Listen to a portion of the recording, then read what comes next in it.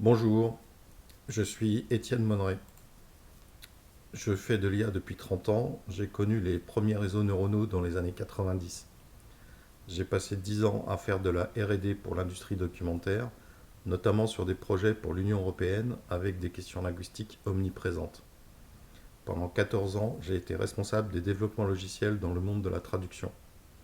Depuis 5 ans, je suis freelance, président de la société Cubex, spécialisée dans l'IA linguistique. J'ai notamment créé Neurospell, premier autocorrecteur d'orthographe et de grammaire basé sur le deep learning. Je me définis comme un créateur de technologies novatrices. Dans cette vidéo, je vais vous initier aux outils de l'IA, notamment les LLM tels que ChatGPT. Je vais commencer par vous présenter ChatGPT et vous expliquer ce que sont les modèles de langue. Puis je vous expliquerai comment un outil comme Perplexity utilise un modèle de langue pour révolutionner l'expérience utilisateur avec les moteurs de recherche. J'entrerai ensuite dans des considérations un peu plus techniques avec les agents ChatGPT, les chaînes de pensée ou le RAG. Je terminerai par une présentation un peu plus générale au sujet des outils d'IA. Pour ceux qui ne sont encore jamais allés voir ChatGPT, sachez qu'il ressemble énormément à une interface de moteur de recherche telle que Google ou Bing. Vous tapez une question au centre de l'écran et quand vous validez, ChatGPT vous construit une réponse. Notez la manière très particulière de générer cette réponse mot par mot. Suivant la charge des serveurs ChatGPT, cette génération peut être plus ou moins rapide. Vous pouvez interrompre la génération avec le bouton Stop en bas à droite et revenir à l'écran d'accueil en cliquant sur le bouton Nouveau chat en haut à gauche. Vous avez tous déjà tapé des SMS et constaté que l'outil vous propose des mots pour continuer la phrase que vous êtes en train de taper. Ça fonctionne de manière assez simple. L'outil fait des statistiques élémentaires sur les séquences de mots que vous êtes habitué à taper et calcule des probabilités pour estimer quels sont les mots les plus probables pour continuer ce que vous avez tapé juste avant. On appelle ça un modèle de langue. Un modèle de langue est donc un outil statistique qui prend un contexte en entrée, ce contexte pouvant être enrichi avec tout un tas d'informations. Ici, par exemple, le nom de l'interlocuteur, sachant que vous ne formulez pas les mêmes phrases suivant à qui vous vous adressez. Ce modèle de langue calcule une probabilité pour le mot suivant et en générant ce mot suivant, enrichit le contexte pour progresser dans la phrase. ChatGPT n'est rien d'autre qu'un modèle de langue, un Large Language Model. Dans Large, il faut comprendre qu'il est capable d'assimiler des quantités énormes de données dans son modèle statistique et que le contexte lui-même peut être particulièrement riche, avec des milliers ou des dizaines de milliers de mots dedans. ChatGPT est un outil conversationnel. Ça signifie que quand vous aurez posé une première question et qu'il aura formulé une première réponse, vous aurez à nouveau la main pour poser une autre question ou donner une information complémentaire et l'inviter à formuler une nouvelle réponse. ChatGPT est entraîné sur de gigantesques quantités de données. Il répond à tout sur tous les sujets dans toutes les langues. Il sait presque tout faire. Expliquer, rédiger, résumer, traduire, etc. Mais derrière cette apparence très bien faite, donnant l'impression qu'on discute avec un humain, il faut absolument retenir qu'il ne calcule que des probabilités sur des mots. Il ne manipule pas de vraies connaissances, il n'a ni raison ni logique, il n'a ni bon sens ni éthique, il n'a pas de sentiment ni d'humeur. Les risques principaux sont qu'il reproduit les biais statistiques des données d'origine, sexisme et racisme par exemple. La langue française elle-même est compliquée. On parle d'un maçon et d'une femme de ménage, et c'est compliqué d'exprimer qu'un maçon est une femme ou une femme de ménage est un homme. Il peut formuler des réponses totalement inappropriées ou inconvenantes. Il produit ce qu'on appelle des hallucinations, à savoir des réponses fausses à l'apparence du vrai. Le modèle est daté. Il a été entraîné avec des données qui ne sont pas ultérieures à la date de son entraînement. Il est non exhaustif. Les données d'entraînement ne couvrent pas tout ce qui est disponible sur le web au niveau mondial. Il faut toujours vérifier de sources sûres les informations données par ChatGPT.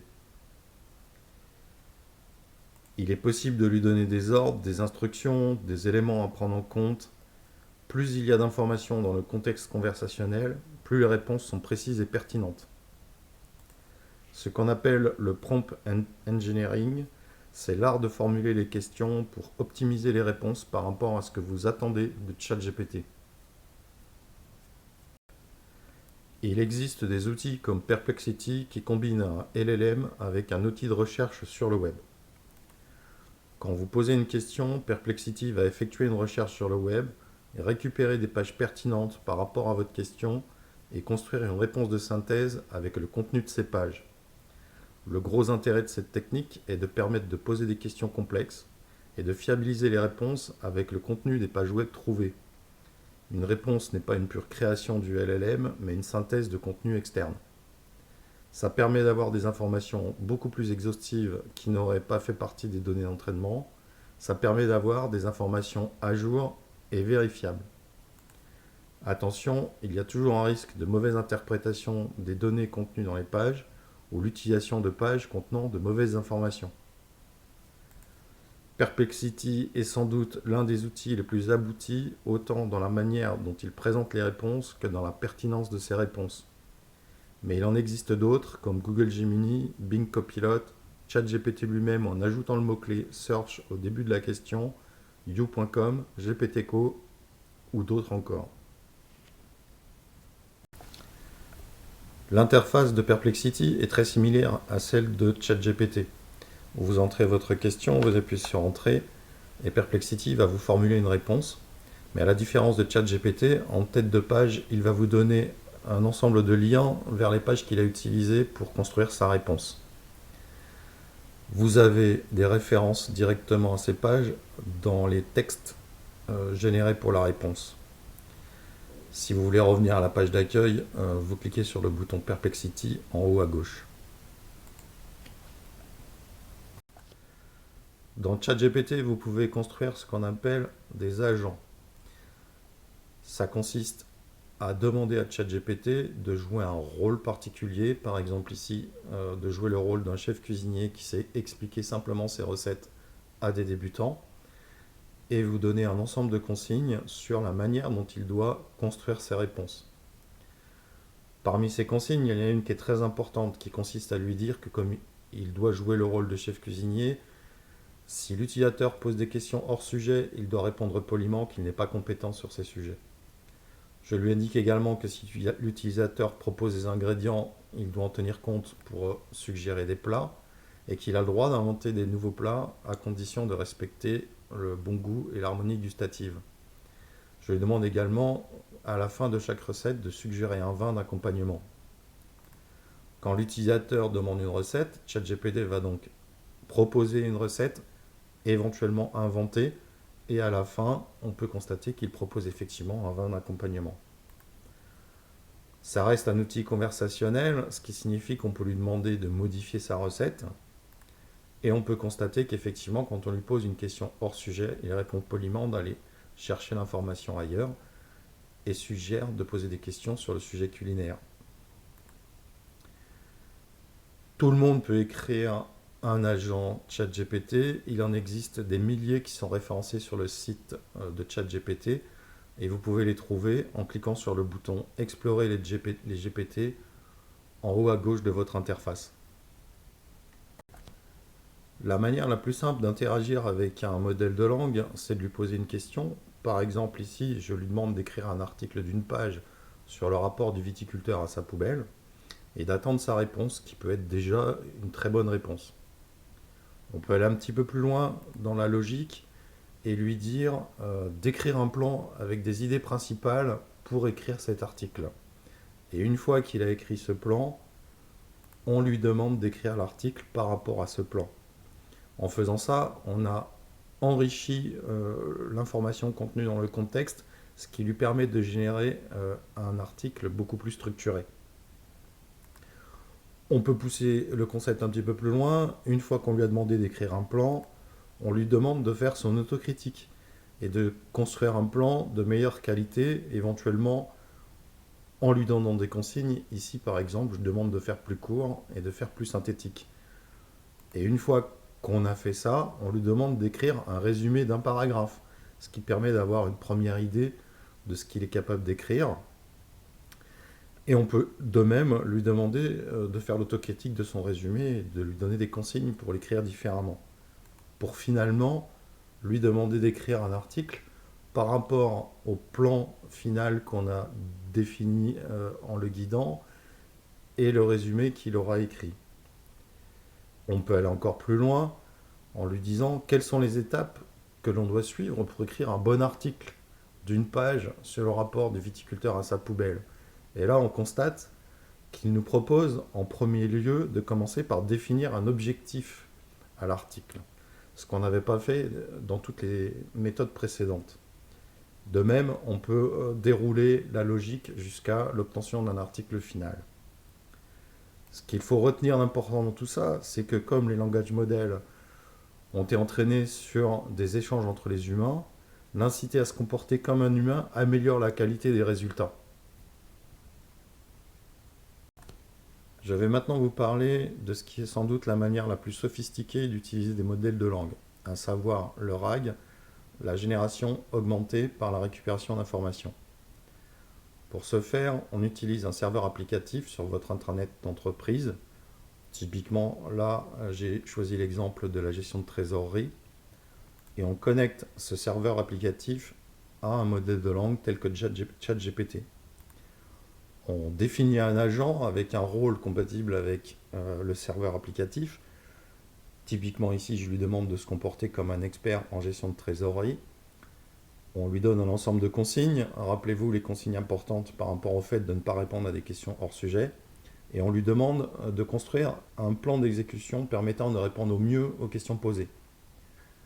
On ajoute enfin des informations, des instructions lui permettant d'accéder aux informations contenues sur l'intranet de l'entreprise, dans des bases de données ou des documents. Quand l'utilisateur va poser une question, on peut déjà alimenter la question avec des informations extraites des documents et des données contenues sur l'intranet de l'entreprise avant de les envoyer au modèle de langue. Ce modèle de langue va donc construire toute une logique d'analyse et de récupération d'informations permettant de répondre à la question. Ça ouvre une grosse possibilité qui est de poser des questions très complexes et ouvertes qui n'auraient pas été prévues d'avance dans le serveur applicatif. Ensuite, on a l'avantage de valoriser des ressources internes de manière à la fois sophistiquée et performante. Et on fiabilise les réponses données par le système grâce au fait que ces réponses sont construites à partir de données validées en entreprise. Attention, il y a toujours des risques. Le risque principal ici est d'abord la sécurité de l'intranet. Derrière, on a un modèle de langue qui est très performant et qui, par exemple, est capable d'écrire des programmes. Il est tentant d'ouvrir la possibilité à ce modèle de langue d'écrire un programme qu'il fait exécuter sur l'intranet de l'entreprise, ce qui donnerait la possibilité à l'utilisateur de faire écrire un programme qui récupère les informations contenues sur le serveur, voire d'en prendre le contrôle. Il y a des questions d'éthique.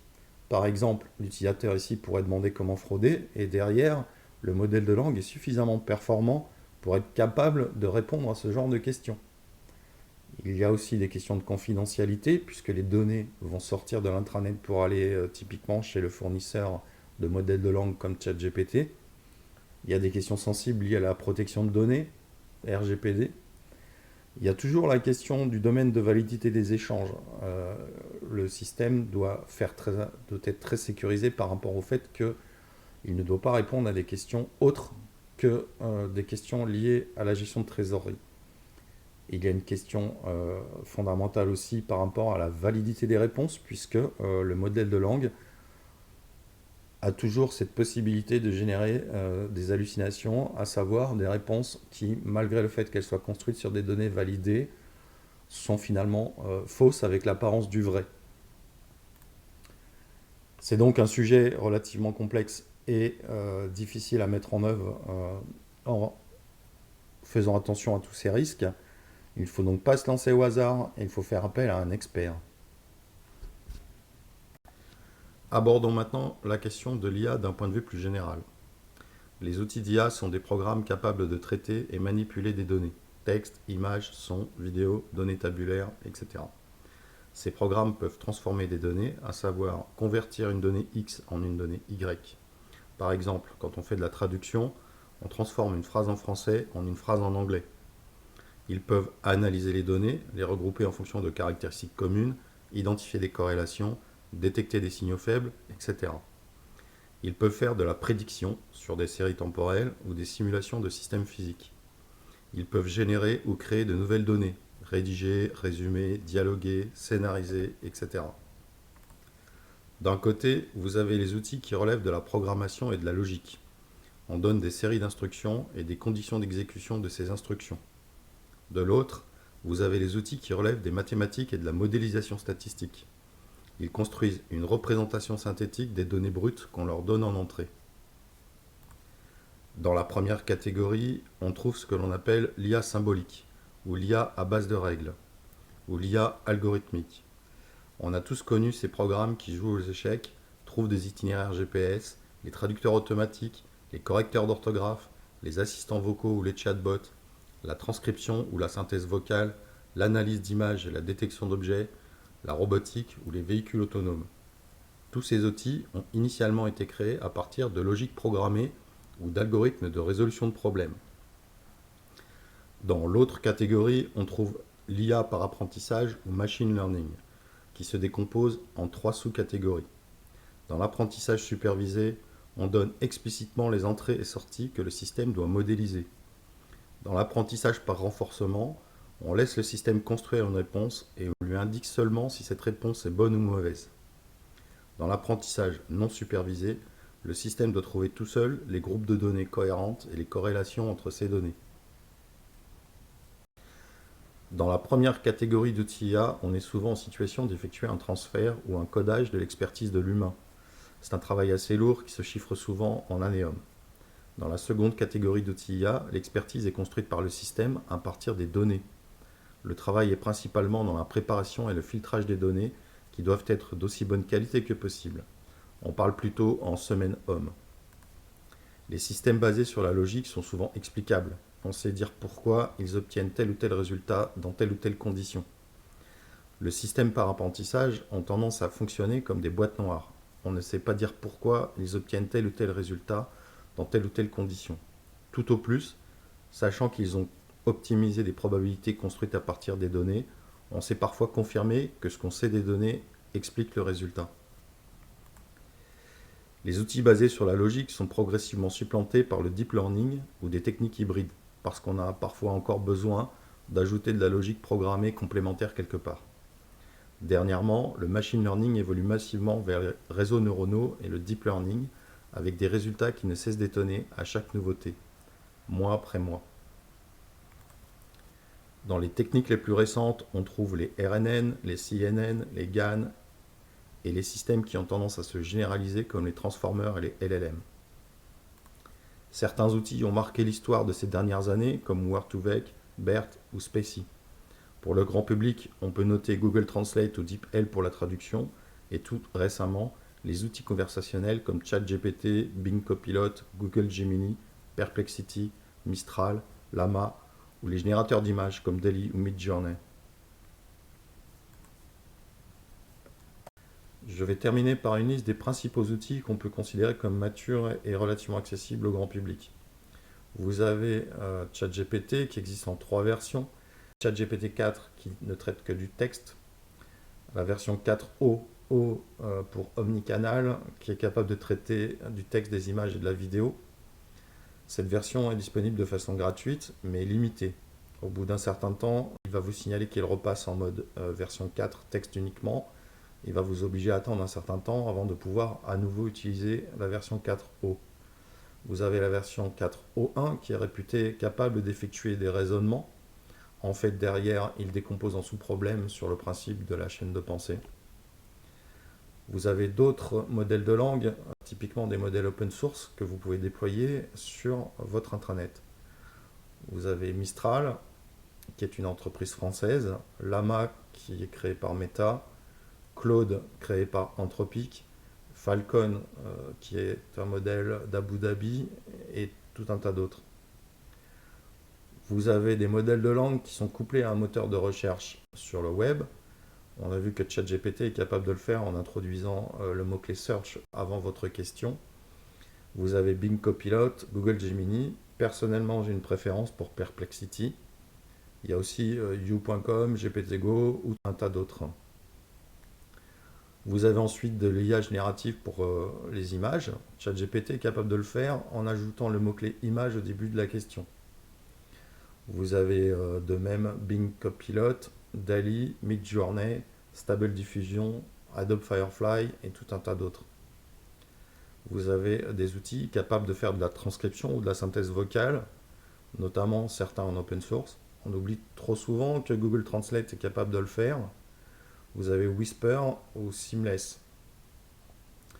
Il y a ensuite tout un tas d'outils d'IA pour tous les sujets, que ce soit de la musique, de la vidéo, des présentations, de la modélisation 3D, de l'animation ou de la génération de codes de programme. Si vous voulez aller plus loin, je vous invite à me contacter à l'adresse contact@cubex.com. Je vous remercie de m'avoir écouté.